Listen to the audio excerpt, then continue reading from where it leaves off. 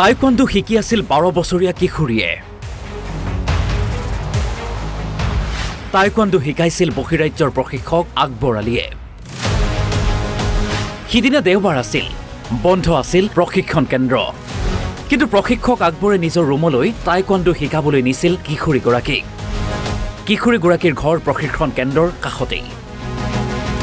মাতৃ ঘৰত নথকা অৱস্থাত ঘৰলৈ আহি লৈ গৈছিল কিশোৰীগৰাকীক। আৰু তাৰ পাছত আকবৰে সংঘটিত কৰিলে ভয়ংকৰ ঘটনা।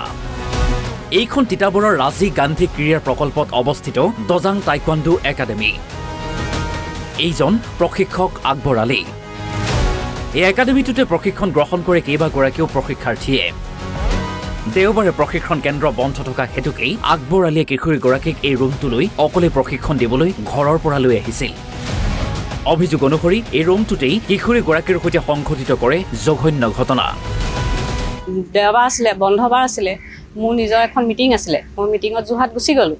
তাৰপৰা ছোৱালীজনী ঘৰত অকলে আছিলে ৰুমত, জেঠাইক আছে, আইতাক আছিলে। টাইকোৱাণ্ডো আপোনাৰ আমাৰ এইটো দজাঙত পৰে। দজাঙৰ যিজন মানে কোৰ্চ হয়, তেওঁৰ নাম আকবৰ আলী। আকবৰ আলী আমাৰ ৰুমলৈ গ'ল, গৈ পেলাই ছোৱালীজনীক ক'লে, ব'ল তোক মই এতিয়া প্ৰেক্টিছ কৰাম, তোৰ প্ৰেক্টিছ আছে। তাৰপিছতে ছোৱালীয়ে ক'লে, মই মম্মীক এবাৰ সুধি লওঁ। নাই বোলে, মম্মীক বোলে মই সুধি আহিছোঁ, তোক যাবলৈ কৈছে, তই এতিয়া মোৰ লগত প্ৰেক্টিছলৈ কাৰণে যাব লাগিব। তাৰপিছত প্ৰেক্টিছলৈ 4টা বজাত লৈ আহিলে। মই 4:30 মানত পালোঁহি। আইতাকক সুধিলোঁ ছোৱালীজনী ক'লৈ গ'ল। আইতাকে ক'লে, ছোৱালীজনী টাইকোৱাণ্ডো মাষ্টৰ লৈ গৈছে, এনেই অকলে অকলে লৈ গৈছে, তই এবাৰ চাই গৈছোঁ ছোৱালীজনী কি কৰিছে। মই গ'লোঁ।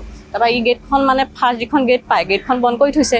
তাৰপৰা মই সোমাই গ'লোঁ। তাৰপিছত সি মোক কৈছে, আপুনি কেলৈ আহিছে? মইতো প্ৰেক্টিছ কৰাইছোঁ ন, আপুনি গুচি যাওক বোলে ইয়াৰ পৰা। মই ভাবিলোঁ প্ৰেক্টিছ কৰাইছে, দেখিছোঁ হয় প্ৰেক্টিছ কৰাই আছে।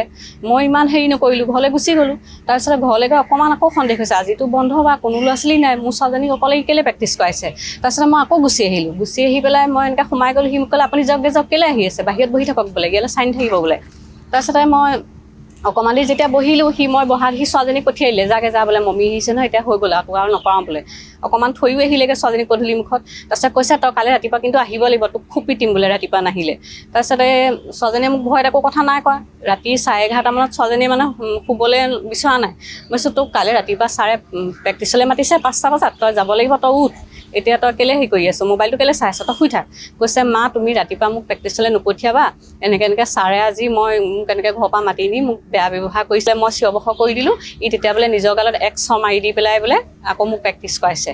ৰাতি 11টা বজাত মই যিজন আমাৰ প্ৰশিক্ষণৰ মানে প্ৰেছিডেণ্ট, আপোনাৰ একাডেমী প্ৰেছিডেণ্ট, তেওঁক মই ফোন কৰি কৈছোঁ, দাদা এনেকৈ তেনেকৈ আকবৰে কিন্তু আমাৰ ছোৱালীজনীক আজি এনেকুৱা ব্যৱহাৰ কৰিছে। তাৰপিছত বোলে নাই একো নহয় বোলে, কাইলৈ আপুনি এতিয়া একো চিঞৰ-বাখৰ নকৰিব, ৰাতিপুৱা বোলে মই ডিউটিৰ পৰা যাম, গৈ পেলাই বোলে আলোচনা কৰিম সিনো কেলৈ তেনেকুৱা কৰিলে। আৰু ৰাতিপুৱা তাৰপৰা মই আহিছোঁ, সুধিছোঁ, দাদা এনেকুৱা আকবৰে কৰিলে নহয়, এতিয়া কি কৰিম?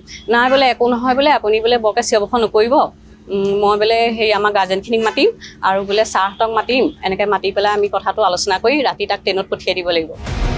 অৱশেষত ভুক্তভোগী পৰিয়ালৰ এজাহাৰৰ ভিত্তিত ৰঙাঘৰৰ আলহী অভিযুক্ত আকবৰ আলী। ঘটনাটোৰ সবিশেষ আজি কণমানি শিশুটিৰ মাকে ৰাতিপুৱা মোলৈ ফোন কৰি জনায় যে মোৰ ছোৱালীজনীৰ লগত যোৱাকালি এনেকুৱা এটা ঘটনা হ'ল। গতিকে সেই ঘটনাটো মাকে ৰাতিপুৱা মোক জনালে। কিন্তু এতিয়া মই আপোনালোক কেমেৰাৰ সন্মুখত সেই কণমানিটোৰ যি ভাষ্য, সেই ভাষ্য মানে ক'বলৈ মই লাষ্টটোতো দূৰৰে কথা, মানে কোনো পধ্যে প্ৰকাশ কৰিব নোৱাৰোঁ। এটা হৃদয় বিদাৰক ঘটনা। এই ইমান মানে যিটো ঘটনা কোনো পধ্যে আমি প্ৰকাশ কৰিব নোৱাৰোঁ আৰু কাৰোবাক আমি সুধিবও নোৱাৰোঁ। এতিয়া যেতিয়া ইতিমধ্যে আমাক জনাৰ পিছত আমি বীৰ লাচিত সেনা অসমক যেতিয়া আমাক জনাৰ পিছত আমি ক'লোঁ যে আপুনি আইনৰ কাষ চাপক। গতিকে তেখেতলোক পৰিয়ালটোৱে মাকে এতিয়া আইনৰ কাষ চাপিছে আৰু আমি দৃঢ় বিশ্বাসী তিতাবৰ আৰক্ষী থানাই উক্ত সেই আকবৰ আলীক যিটো মানে নৰপিশাচ, সেই নৰপিশাচটোক অতি কম সময়ৰ ভিতৰত গ্ৰেপ্তাৰ কৰিব বুলি আমি আশাবাদী।